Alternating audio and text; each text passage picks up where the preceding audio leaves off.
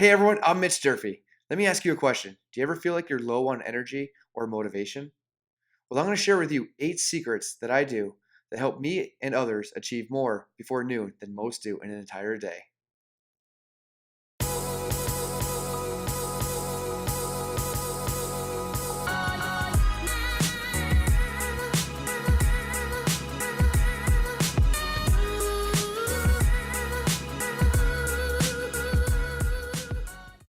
Hey everyone, I'm Mitch Durfee and I'm here with Nate, a local gym owner and also fitness trainer and professional. Tell us a little bit about yourself, Nate. I started training years ago when I was in high school and fell in love with it and decided that's what I wanted to do with my life. Went to the University of Vermont and became or studied nutrition and exercise science. And then from there, I got a degree and ended up being a public health nutritionist for a little while. Now I'm a personal trainer, own Duke's Fitness Center here in St. Albans, Vermont, and nutritionist and health coach and wellness coach. Now, if you guys don't know this already, you can probably tell from Nate's physique that he works out 4 o'clock in the morning, 4:30 in the morning every day. I've been experimenting between quarter of 4 and 5 a.m. as a start time. It's unbelievable. Just to make time where I know I'm not going to be bothered and get stuff in. And the reason we're here is we're actually here to talk to you guys about how to master your day. So 8 steps to master your day. And the first 2 that are probably the most important things are really waking up and getting hydrated and also exercising daily. Now, I'm guessing you probably do both of those things. Absolutely, yeah. There's a lot of ways you can tweak your water intake, but definitely getting water first thing in the morning is key. I like to throw a fresh squeezed lemon in it. That's Interesting. A great way to add some vitamin C, and it just kind of helps get your body nurtured a little bit and nourished before you do any digestive sort of, taking in any food. You actually get your body primed and ready to go and energized. Now, for me, when I was in the Army, like I used to actually, first thing we do is wake up, we drink like a whole canteen of water. Now, do you suggest like sipping on the water or just pounding it and kind of that forced hydration like the military taught me, or? You definitely don't want to be choking it down to the point where you're going to be uncomfortable. Sure, makes sense. Depending on what you're comfortable with. I usually do 2 full glasses of water is a kind of a goal of mine, and then as I work out, after that, I tend to take in more throughout the morning. Sip it throughout the day. Yeah. So I'm guessing it's probably going to be based on like the size of maybe your size or weight of the person. Maybe there's an ounce per pound. Yeah, there's a lot of variation with that. Typically, they recommend between 80 and 100 ounces for 150-pound female. That's not active, and then around 100 to 140 ounces for maybe a 170-pound male. But that's a non-active person. Keep in mind too, if that sounds a lot to you, there's, if you're taking in tea, if you're taking in fruits and vegetables, those have water in them. So water in both those. Yeah. That counts as your water intake, but definitely, getting more water is not going to hurt you unless it's an extreme excessive amount. Yeah. So the idea of this program basically is to help you guys achieve more in your day with honestly just taking 8 steps. So we're going to break down a couple of the steps today. Again, the water hydration is one of the most crucial, and that's kind of why we have it first, when you first wake up, and then of course exercise. Now, if you're like me and you haven't exercised in a long time, like what do you suggest for maybe just starting off? Or because obviously there's some people out there at different fitness levels, and you see them all the time. Even when people come to your gym, you're seeing people that have either never been to the gym, maybe they've been a couple times with a couple friends. So like, what do you suggest, for maybe the beginner, the intermediate, and then someone that's kind of going to the gym more often for a morning routine? Yeah, definitely, again, first thing is it's just a great way to get your body primed. The water intake and then the exercise, it just gets your flow going, and it helps your brain and everything just function and flow better. So depending on what level you're at to start out, making sure that you're safe with what you're doing. If you're going to do it on your own, starting out with just getting a walk in, getting your air exchanging and getting your muscles moving, making sure you get some sort of a warm-up phase in there. You don't want to just go into an extreme, intense. Yeah, go out and run a marathon if you haven't ran for a while. Right. Sure. Or even just doing something like a sprint. You want to make sure you're warmed up and primed before you do something like that. If you're looking at doing things at home first thing, then simple exercises like body weight squats, push-ups, sit-ups, that sort of thing. But making sure you are safe with even those things. Stretching once your body's warm is a better thing to do rather than stretching before you actually warm up. Yeah, for a long time I used to stretch like first thing, and I never realized how bad that was until like I started reading more of these fitness books, and it talks about actually getting your heart rate and maybe your body moving, whether it's just simple rotating of the arms or anything like that, just to get your blood flowing. So hydration helps with the blood flow, right? Right. And then because if you're dehydrated, your cells are contracted, so you're not able to oxidize your body as fast. And then just doing simple movements, and then start doing the workouts and stretches. Exactly. Your muscles and tendons, if you think of a rubber band, like an old rubber band that's really dried up, that's Sure. you stretching if you haven't warmed up. But then like a fresh, rubber band that's going to be ready to go, it's going to have that elasticity and pullback. If you're stretching cold, it's going to really be uncomfortable and cause more harm than good. Yeah.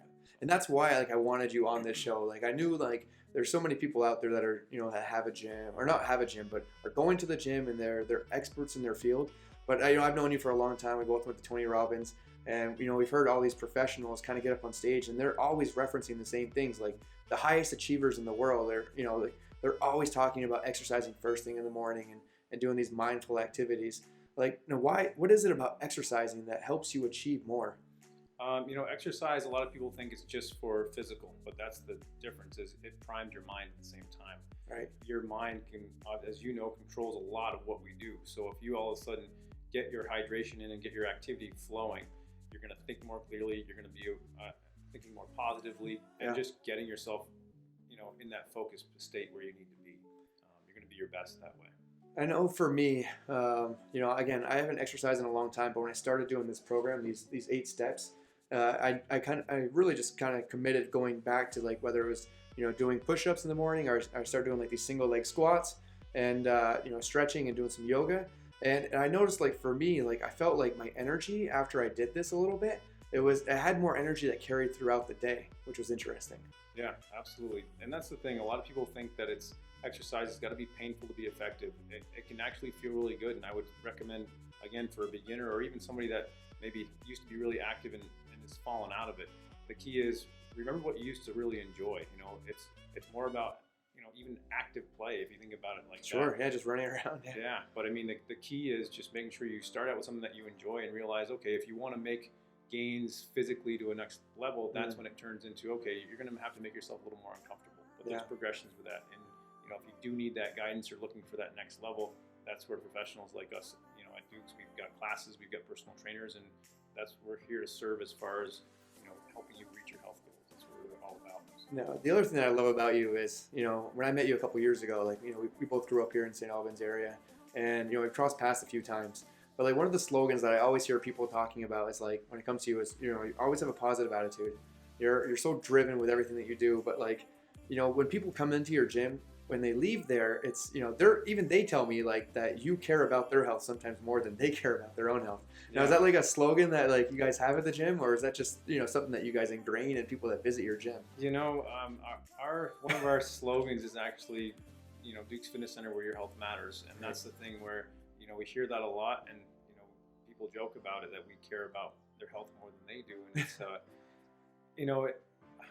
at first I thought of it as kind of a sad thing, but at the same time, it's one of those things that as they get more used to the mindset and get in the rhythm, they realize that, it's a support system. It's not about a judgment thing. It's about just realizing that, we realize what they can be because we've experienced that. Yeah.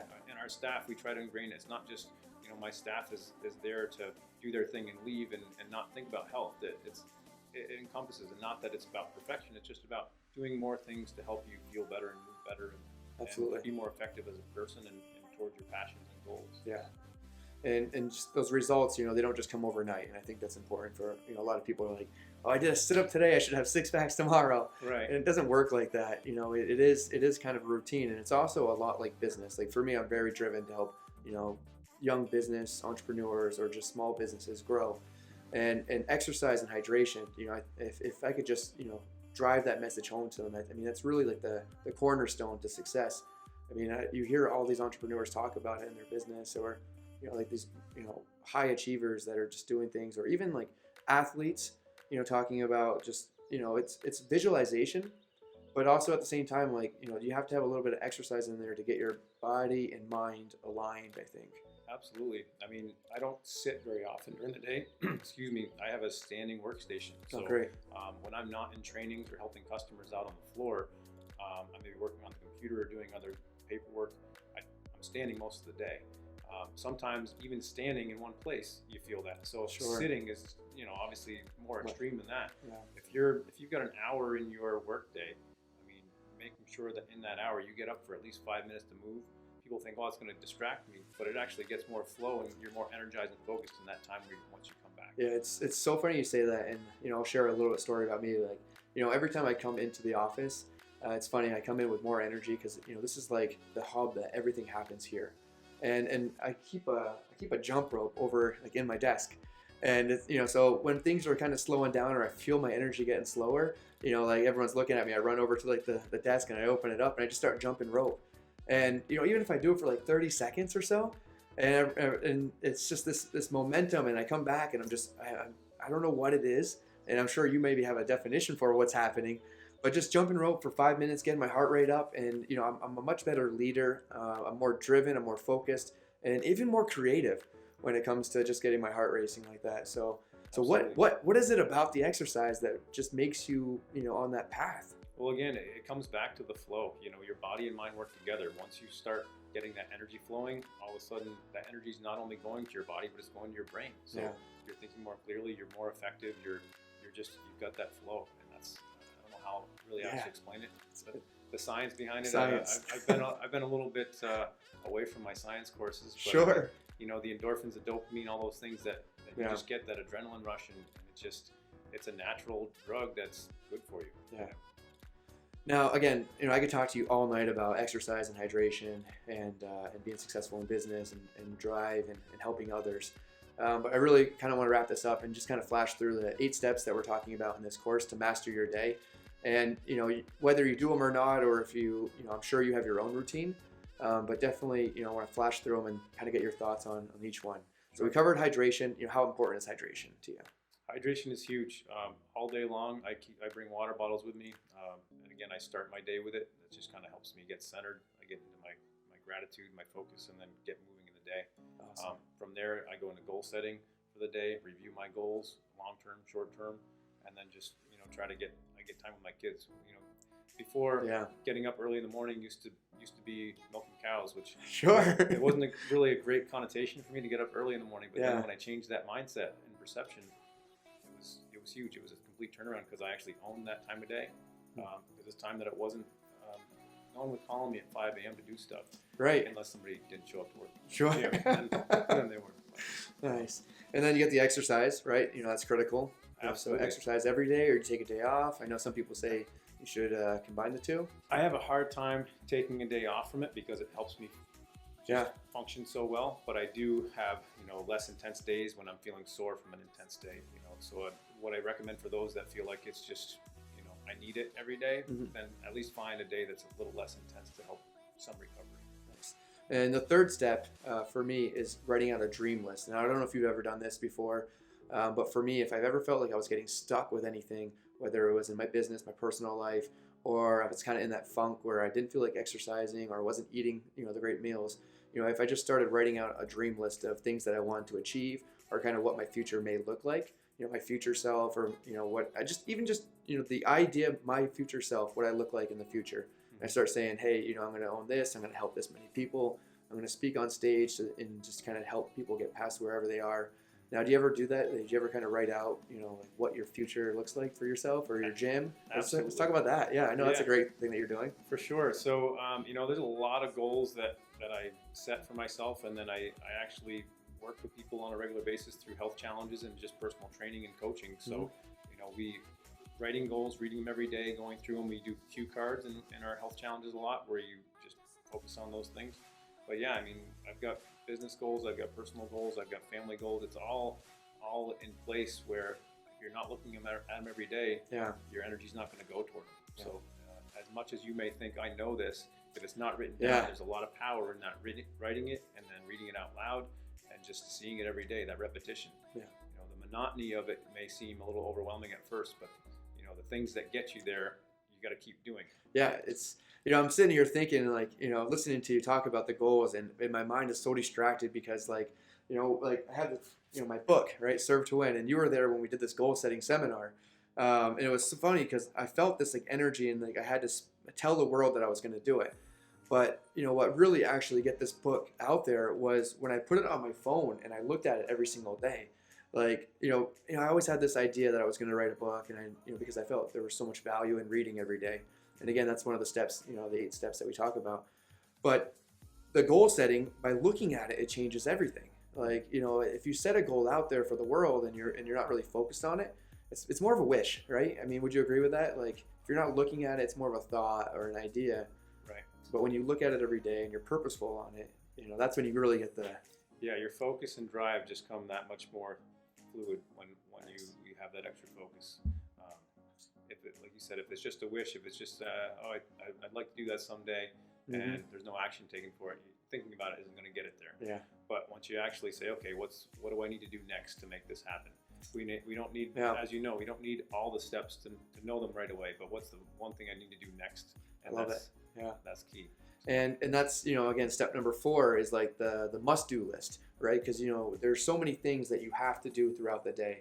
And I think we all get buried in this. I got to get this done. I got to get this done. But, like, you have to focus on those, in the book, right? 80-20, the 80-20 rule. What's the 20% of the tasks that you have to do right now? Like the must-do list. And I always draw this out first thing in the morning is like, these tasks right now I have to focus on because they're going to move that needle, whether it's my exercise, my fitness, my financial freedom, or any of those things. Like, do you have a must-do list? Do you ever write out a must-do list or anything? Yeah, I have a lot of things that come up on a regular basis for that. Yeah. But at the same time, there's things that I put on that list that it just seems to get knocked off. And it's, again, I think that's an important piece.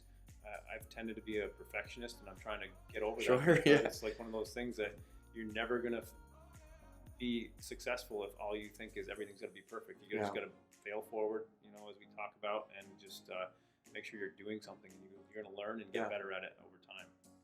It's exciting. And, going back to that, like the failing forward, I think a lot of people may be getting stuck on that, like, failure, it sucks, right? There's no better word for it. Yeah. When you fail, there's like this like pain that you kind of have, like you lose something.